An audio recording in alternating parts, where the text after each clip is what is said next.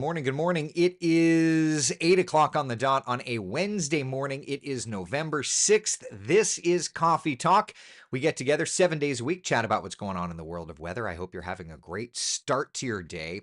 The forecast this morning definitely starting off a little grayer than we've seen the last couple of days. We've got plenty of showers in our forecast. We're going to have plenty of moisture the next couple of days, partially because of Hurricane Rafael. Let's start off with a live look outside. There's downtown Orlando. Gray skies, right? And this is the same kind of scene that is playing out across many other locations. This is Port Canaveral, very clearly showing the clouds over top of us. New Smyrna Beach. I'm not going to go through too many of the tower cams this morning, just because we get it. It's a gray morning. So instead, let's move on. Let's dial into our first warning live Doppler radar and just kind of see.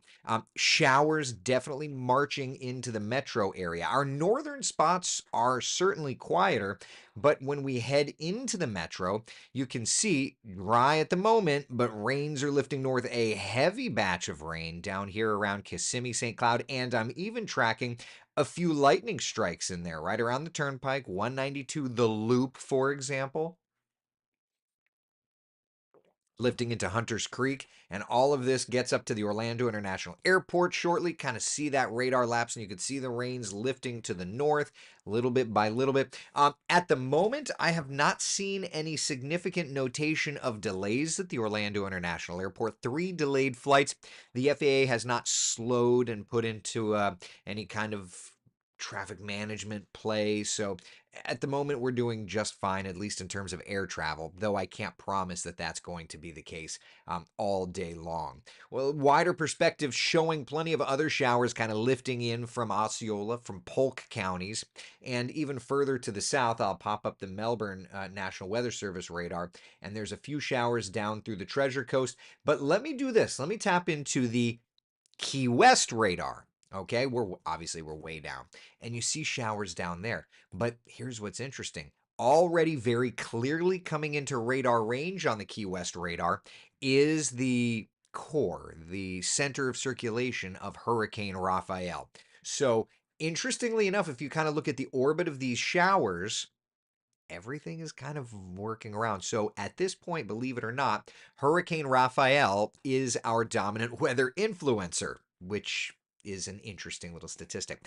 We'll get to Rafael. We'll get to the entire hits, runs, and errors of Rafael, but let's just kind of set up our morning forecast and get you the local impacts, and then we can step forward. 78 degrees right now in Orlando. It is 76 in the Villages, 77 in Ocala. So it's a warm morning, absolutely warm and muggy, and that's going to continue through the day ahead. 82 degrees by lunchtime, 85 by 3 p.m.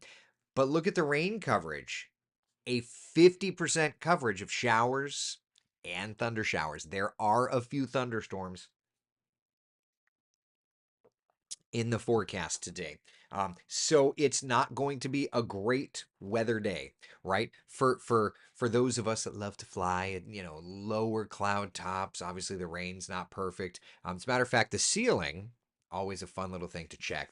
The cloud ceilings sitting at 2,000 feet in Kissimmee, 600 feet in Ocala, 700 feet in Winter Haven. So lowered clouds certainly around. All right, let's dial up Futurecast and see what's doing here. This is the main Futurecast model, showing some showers around, um, developing more and more rains, especially north and west. Oh, are you going to be terrible today? Need to get into some mathematics here. All right, rapid update Futurecast, showing showers. Interesting. Beta. Did we ever get you working? Yeah, all right, you're working again. Welcome back. All right. So interesting that all the models are really wanting to go with most of the heavier rains off to the west. I'm going to dial up the high resolution rapid refresh here. We'll start with the HER extended.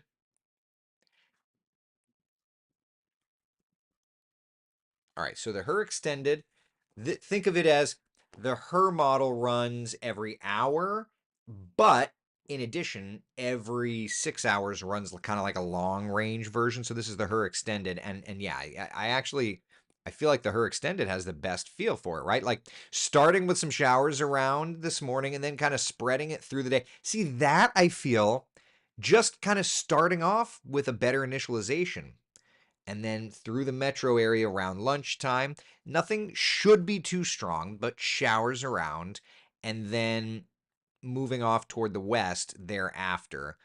And then kind of focusing. So all the models eventually want to put the rains off to the west. I think that today, the, congratulations, the Her Extended kind of has the best idea of things. So that's kind of where we're at in terms of rain chances over the next couple of days.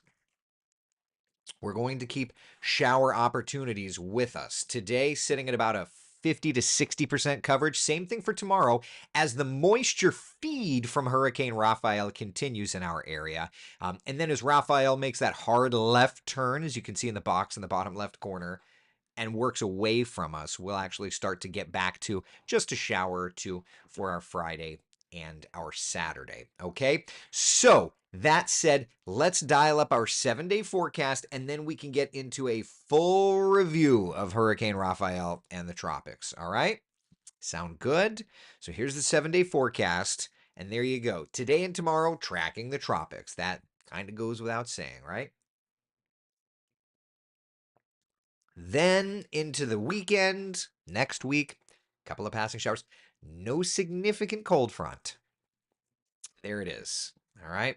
So that's kind of where we're at, my friends. All right. Questions about our local forecast, and then we can move out and talk tropics. Questions, comments, concerns, questions, comments, concerns. Looking for rain chances at Camp Margaritaville.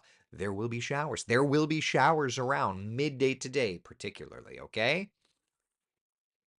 Okay, let's talk about Hurricane Rafael. There it is. Storm definitely looking better organized. Just in the last couple of minutes, increased intensity, became a Category 2 hurricane. Maximum sustained winds are now sitting at 100 miles an hour. Hurricane hunters have been inside, have been investigating Hurricane Rafael. And here's a look at kind of the latest data on that. Oh, it looks like they've wrapped up that mission. So okay, well, anyway, it was that recon mission that found the 100-mile-per-hour winds, which of course increased it to Category 2 intensity. That said, here's the official for. Oh, wait a minute, got to do the version. Got to do the clean version. Doot, doot, doot, doot, doot. Okay, there's the clean version. Actually, let me change the map view just a little bit to fix that. All right, we'll just zoom you in a little bit. Perfect. All right. All right, so Category 2 storm now expected to get a little bit stronger before making landfall on Cuba. Havana more than likely looking into hurricane conditions, and then eventually working off into the central Gulf of Mexico, and then starting to weaken. And what's so interesting here is it literally goes face first into a wall of wind shear. And that's why, looking at the intensity, right? You drop off from a Cat 2 to a Cat 1, and then notice 60-mile-per-hour winds on Sunday at 1 a.m., on Monday at 1 a.m., 40-mile-per-hour winds. So essentially, when this works toward the Gulf Coast, depending on exactly where it does so, it may just be kind of some gustier winds, but a non-organized area of low pressure at that point. So that's kind of where this gets interesting, right? Our futurecast model, of course, doesn't go out very, very, very, very far, but it gives us ideas on what's to come. And just to give you an idea, broad stroke here, okay, there it is crossing Cuba, okay? From there, staying away from the Keys, though getting close enough, and I'll bring it full screen, you don't need to see my noggin. Getting close enough to the Keys, it could be talking about tropical storm conditions, which is why they have a tropical storm warning in effect down there. And we've got the cone on just to kind of give you perspective. Notice it's very clearly staying away from Southwest Florida, staying away from the peninsula, making that hard left turn. Futurecast is right in line with the National Hurricane Center's cone. I mean, it's wild, right? Making that hard left turn. And then watch how it's just looking less and less like a hurricane, right? It's weakening. It's weakening. And this is basically as far out as Futurecast goes. which is what, Saturday at like 1 a.m. That's as far as it goes. And at that point, clearly the model is going weaker and weaker. Good. It's something to watch, but good. Let it continue to weaken. Let it continue to weaken. Nobody wants to deal with a storm. That said, though, there are people that have to deal with a storm. There are hurricane warnings, and let's just zoom in and kind of get clear. There are hurricane warnings in effect here for Cuba. That's highlighted in red. Tropical storm warnings as well. Then we get into the Keys. The Keys and the offshore waters of southwest Florida under tropical storm warnings, highlighted in blue. Hurricane warning means hurricane conditions are expected. That does include Havana and much of the western tip there of Cuba. Then for the Keys, tropical storm warning. The warning means that tropical storm conditions are expected within the next 36 hours, right? And then offshore waters. None of Peninsula Florida is under those advisories. So important to note that. So for us, it's going to be breezy. It's going to be cloudy. It's going to be showery the next couple of days. Thankfully, we're not looking at a significant impactor to our area. It's moving away. The question, of course, becomes where exactly does it go? How strong is it by the time it does that? Yeah. DA says so far this hurricane looks like a big win for the euro, which has predicted this hurricane to go west for days, unlike the GFS. Yeah. That's definitely a thing. All right. So that's where we're at with Rafael. Grateful that this is not going to be a big thing. There's a lot of people that have been so heavily impacted by the tropics, so heavily impacted. They're tired. They're emotionally drained. I'm grateful that this is not going to be a big hit. Okay, so weaken, weaken, weaken, bye. Weaken, weaken, weaken. All right. Betsy's asking, is it normal for the area in the Caribbean that has been forming these systems to stay so hot for so long? Remember, the Madden-Julian oscillation has gone in phase. We knew for days. When it comes to weather, not everything is like clear and set in stone. Okay, there are pieces of weather patterns that will always round the edges, you know. And so in this case, we knew that the tropics were going to go hot because the Madden-Julian oscillation has gone in phase. Now, if you're not familiar with what we're referring to, this is a way to model the Madden-Julian oscillation. Okay, I've got the world map up. Obviously, we're looking on the right side there. Um, the color table, for those that put this together, grateful for you. But basically, the MJO goes in phase in the areas highlighted in green. That means that there is lift in the atmosphere. There's extra vorticity. There's extra spin. And so to that point, notice the Atlantic, the Gulf, the Caribbean in green. Okay? That means that we've got at least atmospheric support to help lift and spin. The Pacific is shutting down. The Pacific was hot for a while, right? So watch how we keep. Hold on, I got to refresh this. Of course, it doesn't. It wants to be grumpy. Refresh. There we go. All right. So notice how we keep in phase through Monday, November 11th, right? We keep in phase through the 16th. So, um, you know, there's at least part of our area that's going to stay in phase through the 19th. Look at that. We're staying in phase through the 22nd. So at the very least, there is the potential, right? There is the potential to keep something developing over the next few weeks' time, even though, hurricane season is drawing closer and closer to a close.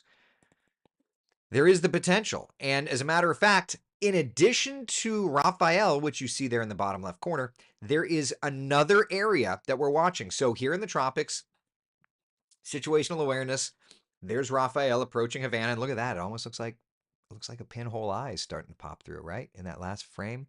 I'll come back to this in a second. I just want to let me do this. Oh, but the little icon is there. Stand by.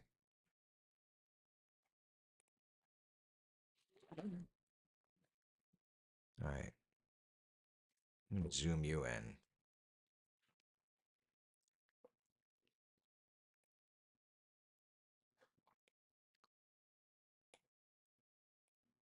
Look at that. Look at that. The last few frames. Right in there. That, my friends, is a pinhole eye beginning. Okay. Isn't that something? Look at it again. Yeah. Yeah, it's clearing an eye, and we saw that on the radar. So Rafael probably will be stronger than 100. The official forecast calls for it to become 110-mile-an-hour winds. Certainly, that potential is going to be there. So anyway, so that's Rafael. All right, let's go back out to the wider perspective because there is a second area that we are watching in the tropics. Okay, on the right side, still in phase with the Madden-Julian oscillation, but on the right side, there is a second area. All right. 20% likelihood of development over the next 2 days' time, 30% likelihood of development over the next 7 days' time. So there is another area of interest, right? Not saying that this is going to get going. We'll look at the models here in a moment, but just to let you know, like on the wider map, right? We're not done. We've got Rafael and we've got this second area. Thankfully, that's about it. That's all we're really tracking at the moment. But yeah, okay. So we'll watch the tropics. Madden-Julian oscillation continues to be in phase. We'll see how this plays out. Okay?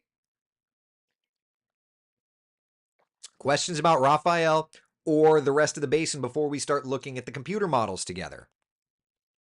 Questions, comments, concerns. I got you. Don't you worry. And if you're new, um, we don't do hype here. So, all right. Kira says, so we pretty much 100% certain it's going west at this point. Well, the computer models are starting to dial into a solution. All right, give it a second. Let it load. There we go. There's the model data. Remember, as it's going face first into wind shear, it's going to struggle to keep organized. And so what I think a lot of the models that are not really knowing what to do, it's basically going to die out. And then once it's loosey goosey, it just kind of does its thing. Yeah. All right.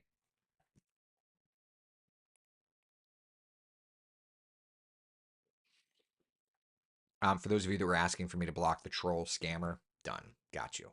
All right. So that's the models. Organized now won't be organized for all that long. All right. So let's look at some of the raw computer models together. Okay. For those of you that may be new to Coffee Talk, we do a deep dive. We look at all the stuff and then we really look at the stuff. So here's the GFS, the raw GFS model. That purple dot, that's the lowered pressure of Rafael. And of note also, top right corner, that area of high pressure. We've been talking for a while about this ridge of high pressure moving out, the thing that was blocking Florida. It did not move out that far because there were no massively strong cold fronts. So it protected us. Love that. All right. So there's Rafael. There's the secondary storm system kind of popping up. Rafael weakening, secondary storm system kind of hanging out in the Gulf. And then look at how there's just like pressures lowering. Model doesn't really know what to do. But right in here, that's a decent little cold front moving into the southeast. So at least we've got some cold fronts coming like that. All right, so that's the GFS. Let's look at the European. There goes Rafael. Secondary low, and then big old honking cold front.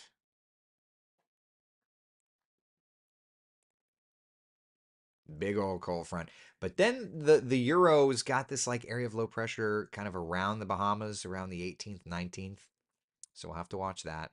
Euro AI. Oh, the AI is just running at 6Z, so we'll have to go back to the 0Z. There's the Euro AI, secondary low, blah, blah, blah. Oh, interesting. So it's got Rafael lifting to the north, like around Louisiana, secondary low around the Keys, and then front kind of swapping in and pulling the remnants of Rafael back to us. And then there's a heck of a cold front around the 15th, 16th, but low sloppy pressure continuing until a real front brings in another area of low pressure. I told you, looking at the BSR, middle to end of the month was looking active, and you know, count the lows here. You got remnants of Raphael coming back to the peninsula. Then you've got another one along a front. And then you got another one. So mid to late November, pattern is looking very active. Okie dokie. Smoky. So, yeah. Hurricane season draws to a close, thankfully, sooner rather than later. 25 days. But yeah, mid to end of the month is looking busy. We looked at that yesterday on the BSR, and it's kind of there. It's kind of showing more and more as we're seeing these models play out. It's looking like an active stretch. Technically, we're end zone neutral. Someone James just asked El Nino pattern. No, we're technically neutral, but we're like edging toward a La Nina. But it's looking like a pretty active pattern. Mickey on YouTube is asking, is that pattern to support severe weather? It could. Yeah. I would say that looks like a very active weather pattern. So interesting, interesting, interesting is all I'll say. Bet you're ready for a vacation when the season's over. This is a very busy time for me because I work on my long range forecasting. So to that point, we're about a month into the new cycle. And we're absolutely entering into a part of the new cycle where our weather gets very active. So I've already identified a part of the pattern that's quieter for Florida and a part of the pattern that coming up does not look to be quieter for Florida. Mark says, just heard thunder in Kissimmee. Oh, yeah. Let's check back on that radar, huh? And if you're watching on the tape delay, radar's always available live on wesh.com. Here's our live radar. Yeah, so there's that one little storm. I'm just checking our radar still. So you see how there's all those holes? I need to make a tweak to our radar data. Oh, you're not seeing the data. Never mind. There, you see all those holes? Let me fix our radar. Got to make a tweak.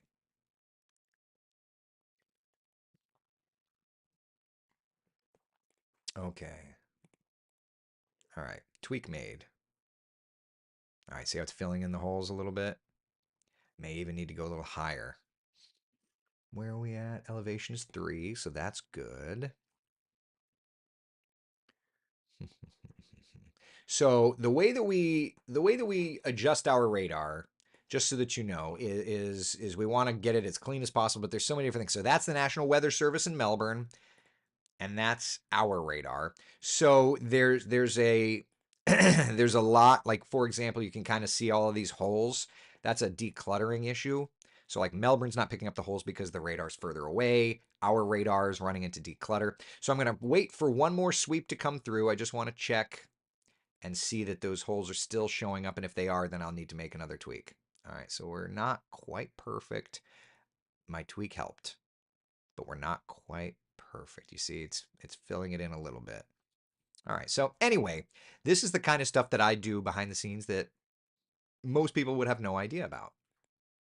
Melbourne radar, our radar. Yeah, so it's still a little holy. I'll do one more tweak. Stand by one, Houston. Hold on.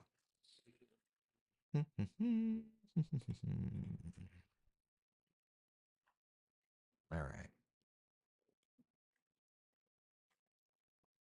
Okay. That should. Will you guys let me do one more sweep through? Let me just do one more sweep through and watch for the holes. This is so fascinating. Let's watch for the holes on the live radar sweep.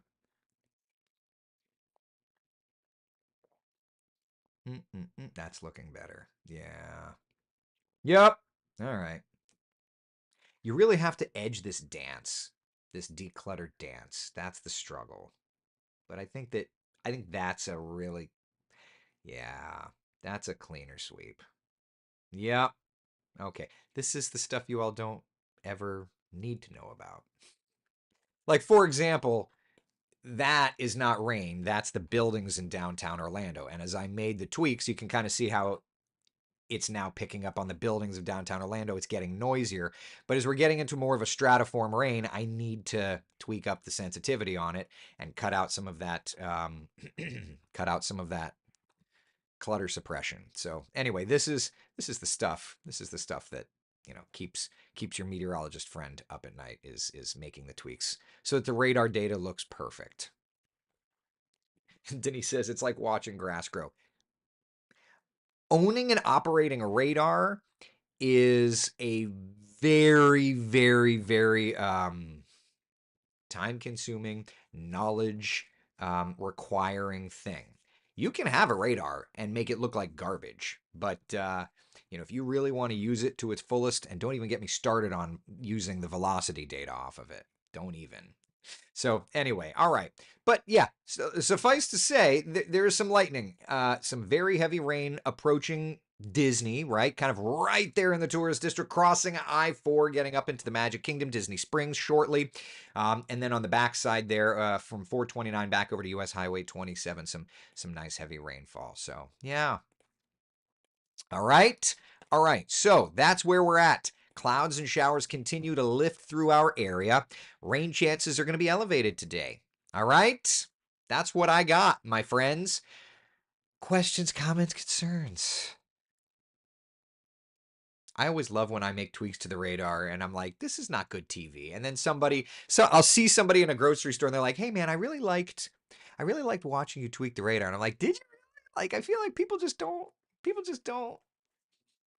why would anybody like that sort of thing? Anyway, nerd, I guess. Let's see. I would love to see your continuous season notes for next year's pattern. This fascinates me. I love watching you get into every detail in your data and listening to your explanations. Thank you. I appreciate it. Right now, it's just watching and logging mode. That's all. The Bob Ross of weather. We'll just fill in those little holes. Make them happy little rains. All right. I want to, so let's look at it. One more check. I think we're looking, yeah, that's when you look at the Melbourne radar, when you look at the Tampa radar, when you look at our radar, yeah. And our radar's closer than they are, so certainly it's going to look different than others, but we are looking for, the problem though is like the clutter suppression, like by me making my tweaks, obviously there's going to be a little more noise out ahead of it, the downtown Orlando noise, etc. So it's all a delicate balance. That's all. But yeah, rains are moving in. All right. You nailed the Bob Ross voice. Oy vey. All right. Listen, be the sunshine in someone else's day. Thank you for hanging out for coffee talk and keeping me company on a cloudy and somewhat damp morning. I hope you all have a great day. I will see you. I'll post another video on Rafael a little bit later on today. And hey, who knows? I'll be in here. I'll be filling in some of these little radar showers. Just checking on the radar, making sure it's good to go.